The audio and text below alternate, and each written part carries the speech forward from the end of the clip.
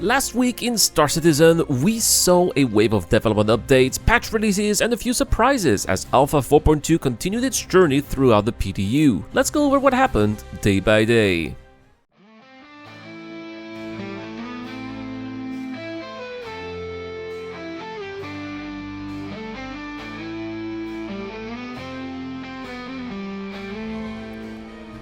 As always, the week kicked off on Monday with the usual This Week in Star Citizen post from CIG. This time, the big tease was from the upcoming Squadron 42 newsletter set to drop on Tuesday.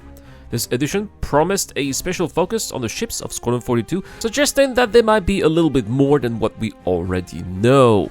Moving on to Tuesday, and this time this was 4.2 PTU patch 5 that was released, and it was packed with both gameplay additions and technical improvements. First, the server mesh configuration was confirmed at 10 DGS shards supporting 600 players, so this is quite classic here. And also a new gameplay loop titled Stormbreaker was introduced. Much like Align and Mine here, this new sandbox activity ties into ongoing region crisis narrative. It's built to be persistent, giving players a place to return through the mystery of the death-defying crisis, which is going to unfold in front of the player's eyes. This update also brought new environmental effects such as dynamic rain on ArcCorp, which enhances immersion and adds realism to city environments.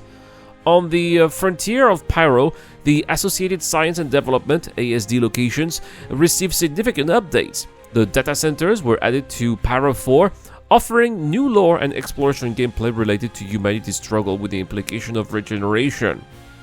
ASD shuttle stations were introduced to Power 1, sitting dangerously close to massive storms and radiation zones, while ASD research facilities hidden deep within those storms encouraged brave players to explore what secrets ASD has kept under wraps.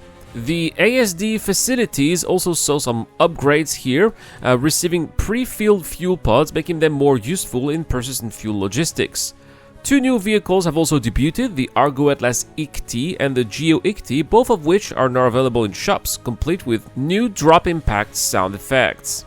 Also, the new weapon here, the Volt Prism Shotgun, has been introduced. This adaptive shotgun begins as a high-impact close-range tool, but evolves into a precision slug weapon as it heats up. However, players must be cautious with the heat buildup, as overheating reduces its effectiveness. Even ambient temperature affects how the weapon performs, adding tactical complexity to its use. In core tech, item recovery mechanics were improved. Now, if a medbed doesn't have a valid landing zone, recovered items will be routed to the player's home inventory, solving several long-standing issues with item recovery issues.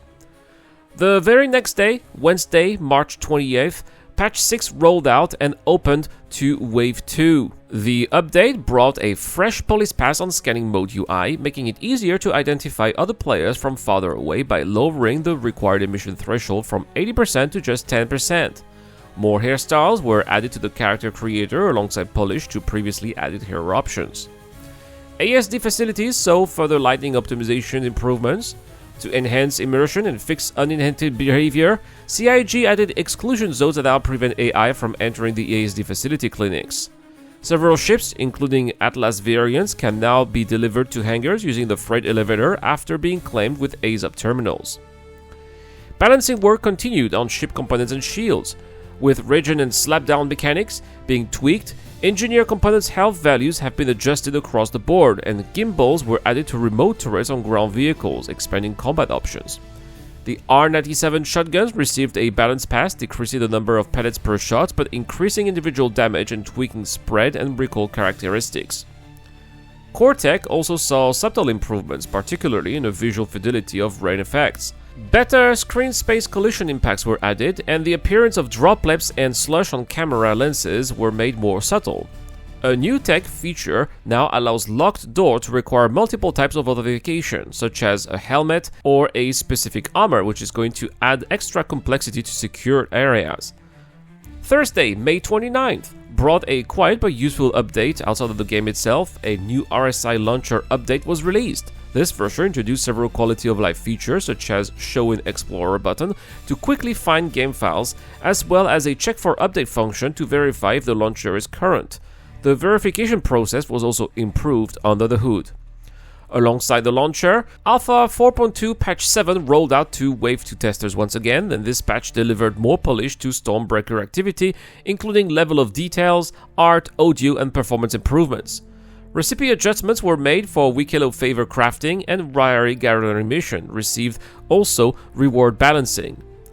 Radiation emitter behavior was updated to use proper fall-off curves, and further environmental polish was added to Planetary Storm audio effects. On the ship side, the Anvil Valkyrie and Asgard received a reduction to their cross-section emissions, which will make them harder to detect in certain scenarios. Finally, we'll finish with Friday, May 30th, and patch 8 was released here, and this time it was Open Wave. This patch marked the final phase of the Stormbreaker activity, which received yet another round of polish on gameplay, visual, and audio. The planetary wind volume was increased across the board, and some minor adjustments were made to ambient dialogue, including limited wild lines from security NPC. Medbeds saw an important functional improvements. They now provide 30 seconds of damage immunity upon respawn, or until a player exits the bed. And as you could guess, this was made to prevent spawn killing, which is always game-breaking. Several new items were added to shops, including Flight AI Blades, which, if you remember, caused some controversy in the community a couple of weeks ago, so that's good. But no news regarding the bombing racks, so maybe this is still pay to win, and of course we'll keep you updated once these get into the game. Also, Paro 4 saw an increase in ambient temperatures, and AI creatures were further refined. Juvenile and adult traversal paths were improved for the Valakar, lightning stun strikes were also added, and the adult Valakar explosion radius was increased for more impactful gameplay moments. Ships also saw some updates here. The Gladius had its max pitch velocity slightly reduced, and the Aegis Idris finally had its missing gimbals added to turrets, along with adjusted turret traversal speeds.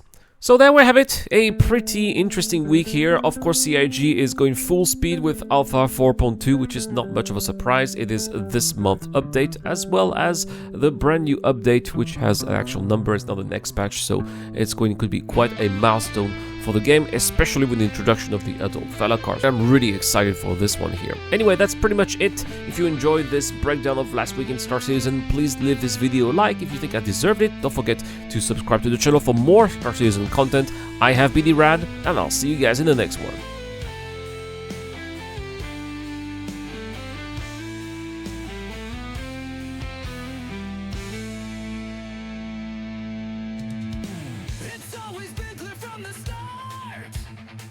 There'll come a time we'll have to be smart. Now what we have is just an illusion, a placeholder that's far from the final vision. Thou shalt not take what thou hast for granted.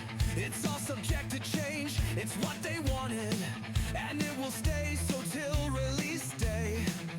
Pay attention, that's what they always say. But we still have a lot of time to prepare. We need to get ready for when it'll be there. And those who won't will one day painfully find death of a spaceman, feared by all who dropped the ball. Death of a spaceman will change the game. It won't be the same. Death of a spaceman.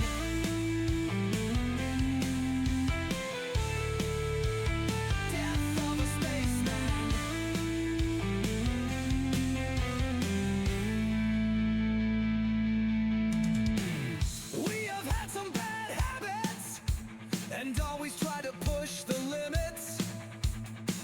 Starting over in a medical room will someday lead us to our doom. Through all these years we've had it too easy. It is something that most have yet to see. But when it makes its way to the roadmap, it will strike your mind like a massive slap. It's something that we should always keep in mind. We need to get ready for when it'll be there. And those who won't will one day painfully find death of a spaceman, feared by all who dropped the ball. Death of a spaceman will change the game. It won't be the same. Death of a spaceman. It will redefine what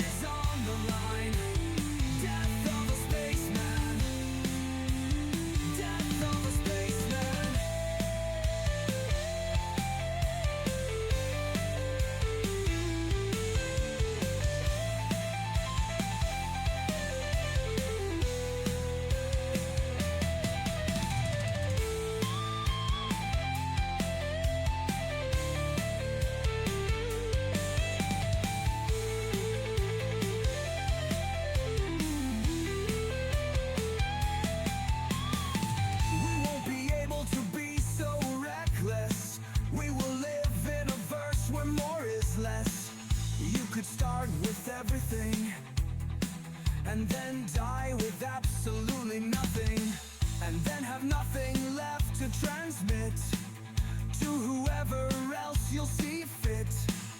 Actions always have consequences,